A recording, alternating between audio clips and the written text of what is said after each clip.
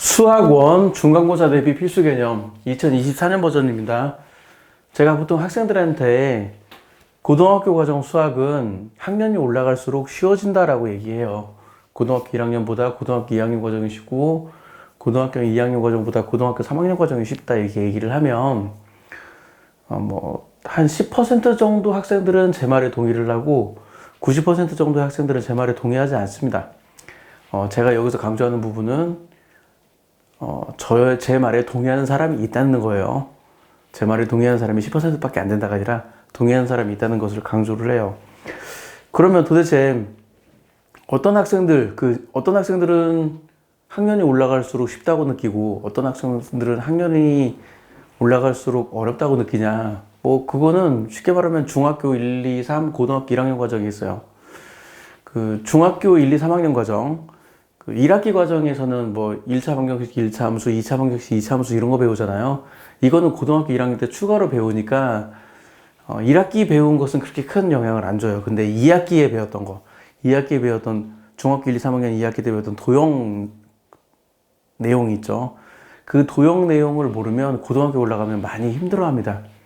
그래서 중학교 1, 2, 3학년 과정 도형 부분을 정확히 아는 게 중요하고, 그리고 고등학교 1학년 과정을 잘 알고 있는 고등학교 1학년 과정에 능숙한 학생들은 학년이 올라가면 수학을 더 쉽게 받아들여요. 근데 고등학교 1학년 과정이 능숙하지 않은 학생들은 학년이 올라가면 더 어렵게 받아들입니다. 그러니까 고등학교에서 학년이 2학년, 3학년으로 학년이 올라갈수록 더 쉬워지는 비결이 뭐냐면 중학교 1, 2, 3학년 과정을 잘해야 한다. 특히 중학교 1, 2, 3학년의 도형 부분과 고등학교 1학년 과정을 잘해야 한다. 그러면 쉽습니다. 자, 제가 제목은 수학 1이잖아요. 이 부분이 고등학교 1학년 과정이에요. 이거 알아야 한다. 지금 그 얘기하고 있는 겁니다. 이게 수학 1인데, 제목은 수학 1인데, 저는 지금 고등학교 1학년 과정을 지금 적어 놓고 있어요. 자, 곱셈 공식 14개. 책에 따라서 13개가 적혀 있는 책도 있고 14개가 적혀 있는 책도 있는데 저는 14개 다 알아야 한다고 그래요. 백지에 14개를 다 적을 수 있어야 돼요. 못 적으면 공부하세요. 곱셈 공식의 변형. 이 14개를 가지고 변형할 줄 알아야 합니다. 제가 강조하는 부분은 곱셈 공식의 변형을 외워라가 아니라 이 곱셈 공식을 변형할 줄 알아야 한다. 변형하는 방법을 알아야 합니다. 그리고 인수분해 할 줄 알아야 돼요. 이것이 능숙해야 이런 과정을 능숙하게 할 수 있어요. 이거 못하면 이 과정 어렵습니다. 자, 그리고 2차 방정식부터 적었는데 1차 방정식 1차 함수는 너무 당연해서 안 적은 거예요. 비유를 얘기하면 제가 이걸 설명할 때 여러분 구구단 외워야 돼요. 통분할 줄 알아야 돼요. 이런 얘기는 필요 없잖아요. 이건 너무 당연한 얘기잖아요. 그래서 1차 방정식 1차 함수는 제가 안 적은 거예요. 1차 방정식 능숙해야 하고 1차 부등식도 능숙해야 하고 1차 함수 기울기 x절편 y절편 능숙해야 합니다. 자, 2차 방정식의 근과 개수의 관계 2차 부등식 2차 함수의 꼭지점 좌표 구하는 방법 이거 정말 중요해요. 이거 못한 사람들 꽤 많아요. 그리고 2차 함수의 x절편 y절편 정의 그리고 구하는 방법을 알아야 돼요. 이 부분이 지수 파트, 지수함수, 로그 함수에서 이 부분이 계속 반복해서 나와요. 그러니까 이것이 능숙한 사람에게는 이 과정이 보너스 스테이지인데 이걸 모르는 사람에게는 이 과정이 정말 지옥 같은 과정이 돼요. 그래서 제가 이 동영상에서 이 말을 계속 반복하겠지만 수학 1을 잘하는 비결은 이겁니다. 이게 아니에요. 이거예요. 자, 그리고 여기 밑에 또 함수 이야기 했죠. 고등학교 1학년 2학기 과정에서 배우는 그 함수 단원 있잖아요. 사람들이 많이 싫어하고 지겨워하고 힘들어하는 그 함수 단원. 그 함수 단원 능숙해야 합니다. 정의역, 공역, 치역. 그리고 1대1 함수, 1대1 대응 이런 용어, 합성함수, 역함수 그리고 그래프의 평행이동, 대칭이동. 이거 능숙해야 돼요. 이것이 능숙한 사람에게는 지수함수 단원과 로그함수 단원이 보너스 스테이지예요. 별거 아니에요. 근데 이거 모르는 사람들은 지수함수가 로그함수를 엄청 어려워합니다. 그리고 바닥함수. 바닥함수가 뭐냐면 요거예요.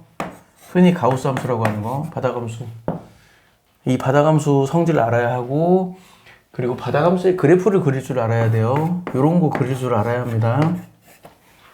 그리고 요것도 그릴 줄 알아야 돼요. 요런 것도 그릴 줄 알아야 합니다. 바닥함수, 그리고 절대값이 들어있는 함수의 그래프. 절대값이 들어있는 함수는 이런 걸 말하는 거예요. x 절대값 더하기 y 절대값은 1, 뭐 이런 거 말하는 거예요. y는 x 빼기 1의 절대값, y는 x제곱 빼기 1의 절대값, 이런 거 말하는 거예요. 아니면 뭐 여기에 절대값 있어도 되고. 절대값 있는 함수의 그래프를 그릴 줄 알아야 합니다. 요 위에 있는 함수와 아래에 있는 함수, 이것이 능숙하면 여기서 다 사용돼요. 지수함수와 로그함수, 그리고 삼각함수에서 다 사용되는데, 이것이 능숙하지 않으면 이 부분이 무척 어렵습니다. 강조하는 거예요. 제가 똑같은 얘기 반복하는데 강조하는 거예요. 계속 중요하니까 똑같은 얘기 반복하는 거예요. 이 부분 모르면 여기가 정말 어려워져요. 여기가 정말 어려워져요. 그래서 수학 1을 잘하는 비결은 의외로 중학교 1, 2, 3학년 과정과 고등학교 1학년 과정에 능숙한 거예요. 자, 수학 1은 크게 서로 독립된 세 파트로 이루어져 있어요. 지수로그, 삼각함수, 그리고 수열, 이렇게 세 가지 파트로 이루어져 있어요. 지수로그, 삼각함수, 수열, 이 세 가지 파트가 모두 이것을 필요로 합니다. 이것에 능숙하면 별거 없어요. 그냥 보너스 스테이지예요. 근데 이것에 능숙하지 않잖아요. 그러면 이 세 파트가 모두 굉장히 힘들고 어려운 지옥 같은 부분이 돼요. 자, 지수로 들어가면 거듭제곱근 정의 알아야 돼요. 거듭제곱근 정의 알아야 하고, 그리고 지수를 확장하는 거 알아야 합니다. 지수가 자연수에서 정수, 유리수, 무리수를 거쳐서 실수로 지수가 확장되는 걸 알아야 하고, 지수가 확장되면 밑의 범위가 축소된다는 것도 알아야 돼요. 밑의 범위가 실수에서 0 아닌 실수에서 양수로 밑의 범위가 축소된다는 것도 알아야 합니다. 그리고 왜 지수를 확장해야 하냐? 지수함수 때문에. 이런 전체적인 스토리도 알고 있어야 돼요. 그리고 지수를 확장하면서 똑같은 지수 법칙이 계속 반복해서 나와요.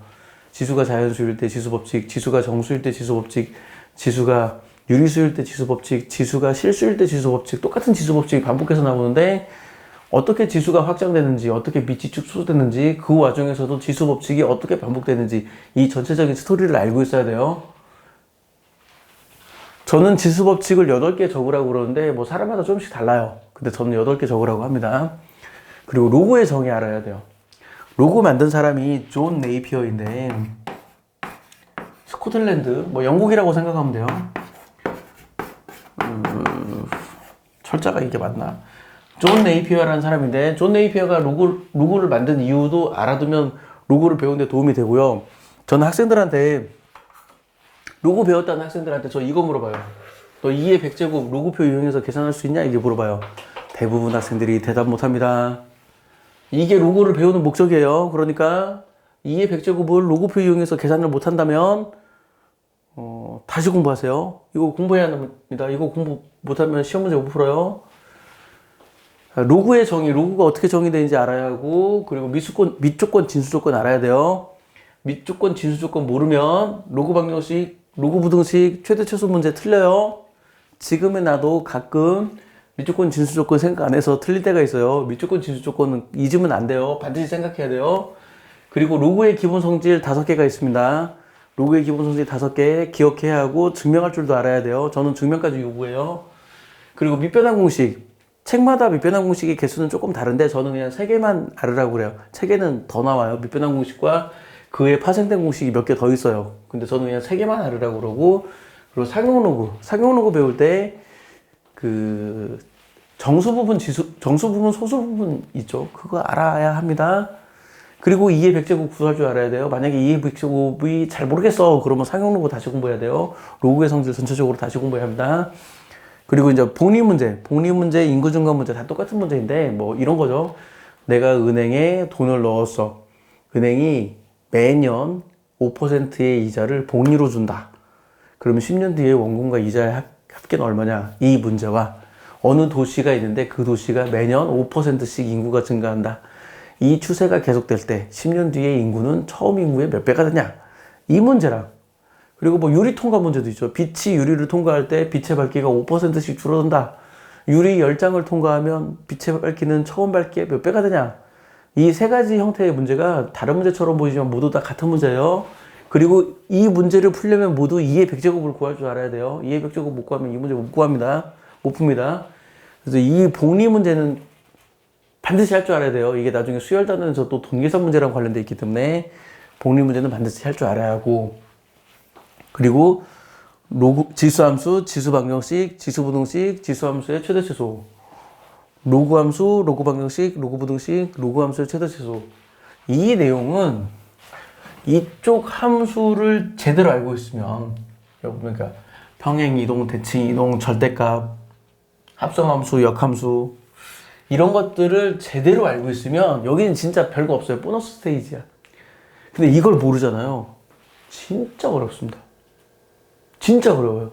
그러니까 의외로 이거 지수함수, 로그함수를 잘 하려면 이거 함수, 정의역, 공역, 치역 1대1 대응, 1대1 함수,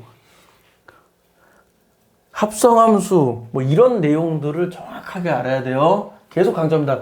똑같은 말 계속 반복하는 이유가 정말 중요하기 때문에 강조하는 거예요.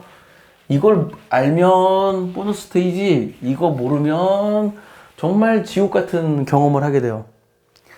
자, 그리고 이제 삼각함수로 들어와서 일반각 알아야 돼요. 시초선, 동경, 의미 정확히 알아야 합니다. 그리고 라디안, 호두법 알아야 하고요. 그리고 부채꼴의 호의 길이와 부채꼴의 넓이 구할 줄 알아야 돼요. 이게 각의 단위가 도일 때, 도 버전과 각의 단위가 라디안일 때, 라디안 버전 둘 다 알아야 돼요. 정말 많은 학생들이 몰라요. 정말 많은 학생들이 몰라. 고등학교 3학년도 이거 몰라서 헷갈려해. 다시 강조합니다.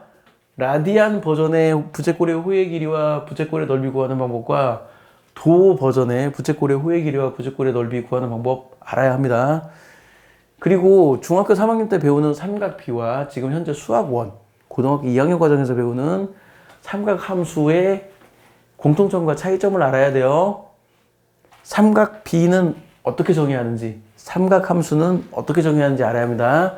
삼각비에서 사인과 코사인과 탄젠트는 직각삼각형에서 정의하고 삼각함수에서 사인과 코사인과 탄젠트는 원에서 정의한다 라는 사실 알아야 돼요.